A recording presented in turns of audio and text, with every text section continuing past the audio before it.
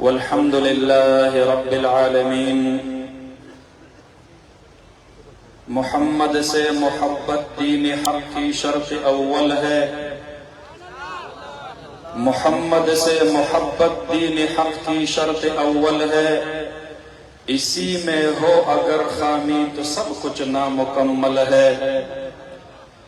یہی مسجد یہی کعبہ یہی گلزار جنت ہے یہی مسجد یہی کعبہ یہی گلزار جنت ہے چلے آؤ مسلمانوں یہی تخت محمد ہے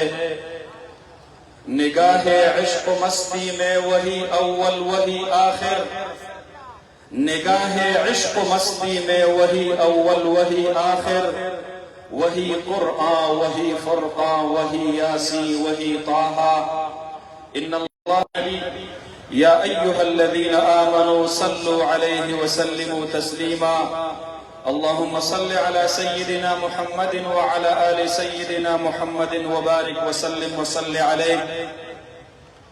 یا خیر من دفنت فی القاع اعظمه فطاب من طیبهن القاع والأكم نفس الفداء لقبر أنت ساكنه فيه العفاف وفيه الجود والكرم محترم مكرم صدر مجلس اکابر علماء کرام بزرگان دین د شمع رسالت صلی اللہ علیہ وسلم پتنگانو د گلشن ختم نبوت مجاہدینو محافظینو د عشق مصطفیٰ صلی اللہ علیہ وسلم نا پڑک سینو سرا دلتا تشریف راوڑن کو سپینا اڑان دے بارگاہ رب العزت کی سوال کو دعا کو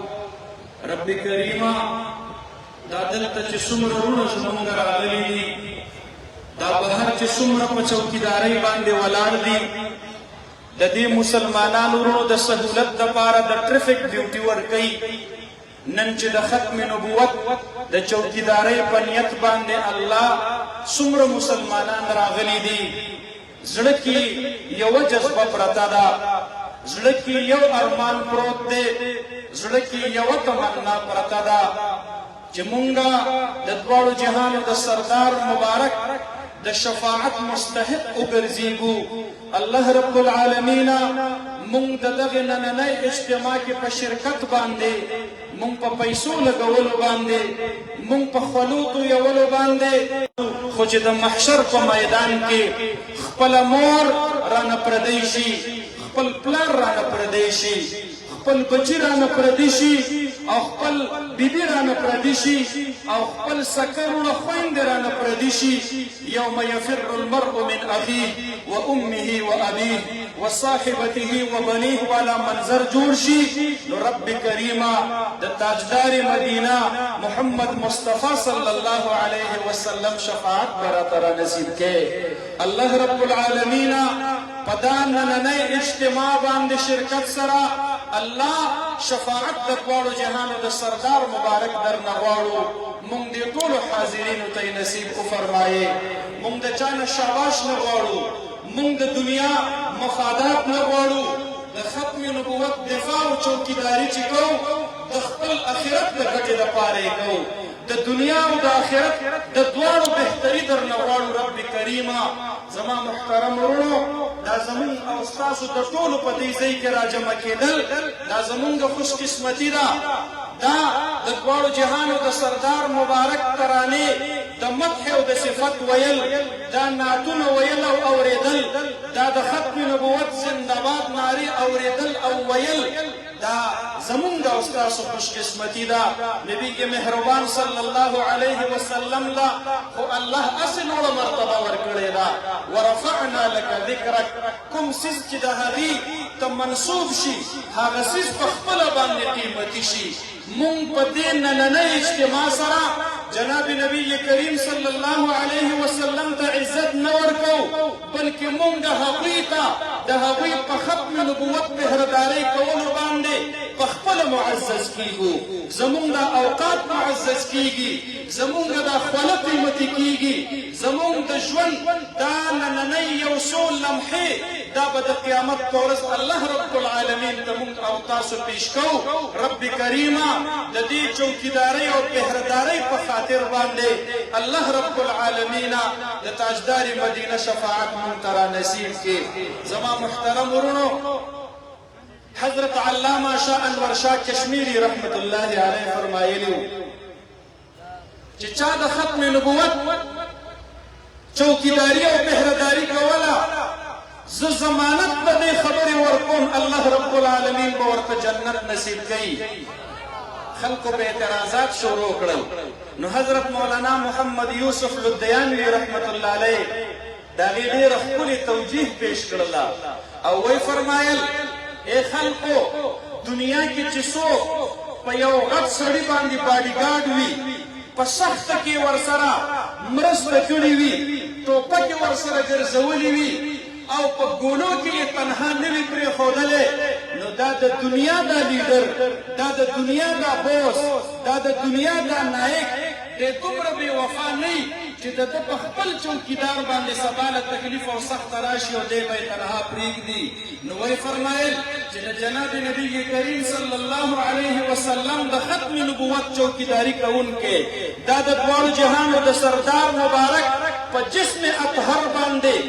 سیکیورټي ګارډ په مانند باندې دی، د هغوی د باډي ګارډ په مانند باندې دی، د هغوی د محافظ او د پهردار په مانند باندې دی. هغه عظیم د وفا نه ډک انسان،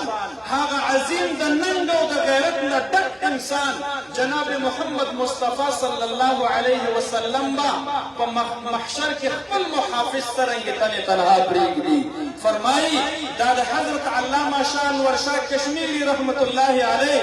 زړه کې الله القاء کړې وه،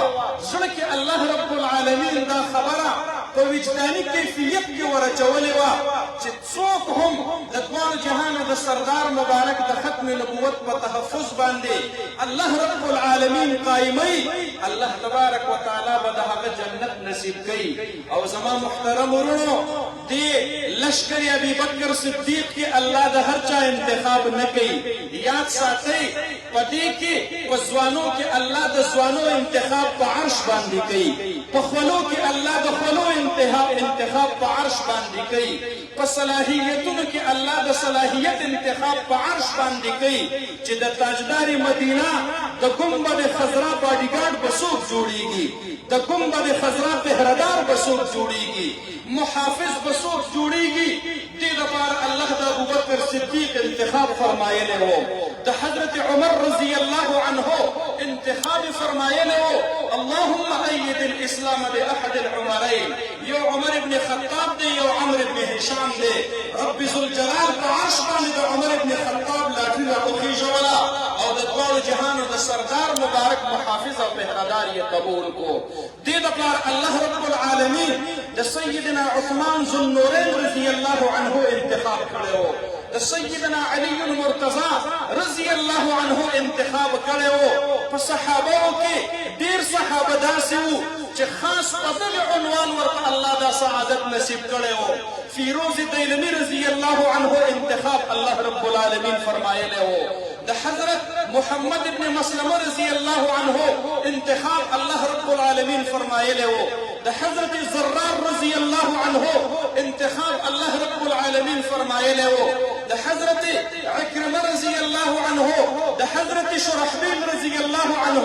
د سیف من سیوف الله خالد بن ولید رضی الله عنه انتخاب الله فرمایلی و. د حبیب ابن زید الانصاری رضی الله عنه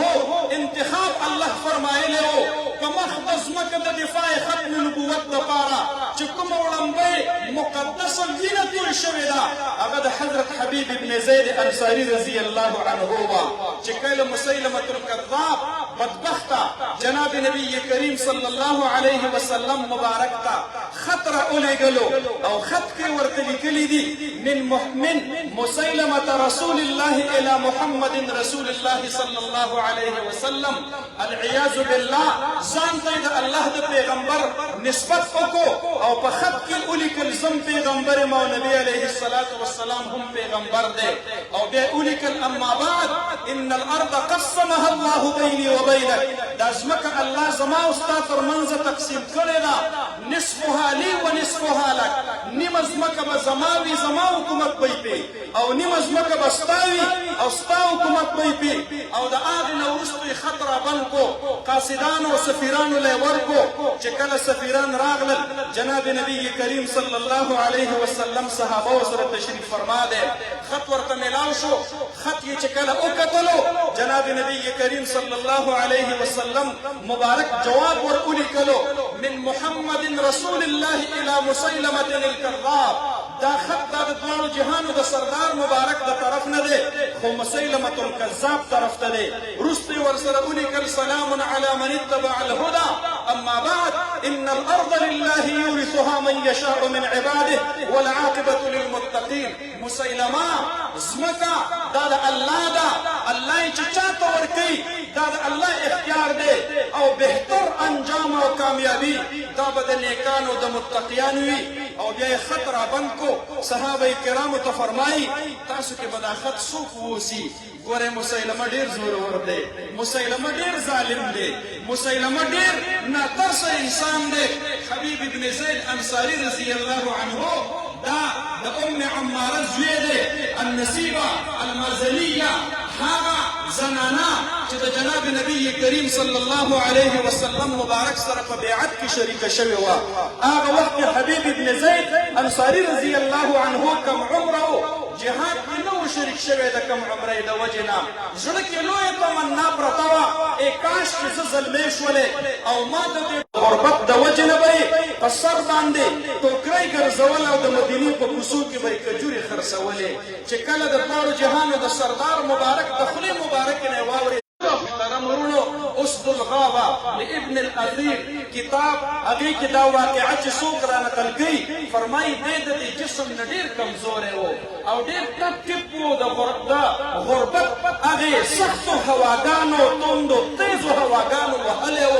ډېر کمزوری و جناب نبی کریم صلی الله علیه وسلم مبارک ورله توره ورکوي زغره ورته ورکوي سورلي ورته ورکوي دا صحابي چې کله راپاسي او دا خط اخلي جنگي لباس کې ملبوس نو مورخ تاریخ والا لیکي وایي دی د دې محفل نه په داسې کیفیت کې وځي لکه چې د عربو یو مشهور جرنیل او سپاسالار په محفل کې بهر راووتلو ځکه اوس د حبیب ابن زید نه دی اوس دی سفیر رسول الله صلی الله علیه وسلم دی چې کله ورسېدلو او مسیلمة الکذاب مخې ته ودرېدلو واقعه ډېره تفصیلي ده زه تفصیل کې نه ځم مسیلمه چې کله د دواړو جهانو د سردار مبارک جواب ولوستلو ډېر زیات غوسه شو ما ته یې کذاب ویلی دی ما ته یې دروغجن ویلی دی توره یې راوباسله او د حبیب ابن زید رضی الله عنه نه تپوس کوي وایي اتشهد ان محمدا رسول الله دا ګواهي خو ورکوې چې نبي علیه السلام د الله پیغمبر دی هغه ورته وایي او ورکومه بیا ورته وایي اتشهد انی رسول الله دا ګواهي هم ورکوې چې زه د الله پیغمبر یم هغه وایي غوږونه مې کاڼه دي ستا خبره راباندې نه لګي د رحمت للعالمین غوندې کامل او مکملې هستۍ نه وروستو تا غوندې فضول انسان د نبوت دعوه کوي دا خبره مې په غوږونو باندې نه لګي هغه ورته ګزار را پرېږدي لاس ترېنه کټ کوي د وینو دارې ترېنه شروع کېږي بیا ورته وایي زما نبوت منې حبیب ابن زید رضی الله عنه انکار کوي بل لاس ترېنه کټ کوي درېیمه پېړه ورته وایي سزا دې سخته را روانه ده هغه ورته وایي ما هر څه د مدینې په جانان باندې قربان کړي دي او درېیم ګزار سره د هغه سر د تنې نه جدا کېږي حبیب ابن زید رضی الله عنه لاندې راتاویږي دلته د دواړو جهانو سردار مبارک ته اطلاع ملاویږي نبی مهربان د خپل ختم نبوت په محافظینو ډېر خفه کېږي محفل کې د صحابو د وړاندې فرمایي قتل حبیبي زما حبیبي شهید کو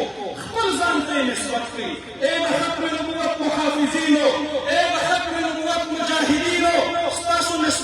زیات عالی دی د دواړو جهانو سردار مبارک د ختم نبوت د محافظ نسبت خپل ځان ته فرمایلی دی فرمایي قتل حبیبي چې کله د حبیب ابن زید ټوکړې ټوکړې وجود مدینې طیبې ته رارسیږي مور یې ام عماره هغه مخې له راوځي خلق په دې انتظار دي دا به اوس جاړي هغه جاړي نه راځي او د خپل بچي په لاس باندې ودرېږي دا د ختم نبوت اولنی شهید دی دا وړمبنۍ پاکه وینه ده چې د ټول شونې ختم نبوت د سیرابۍ او د آبیارۍ دپاره الله په عرش باندې قبوله کړې ده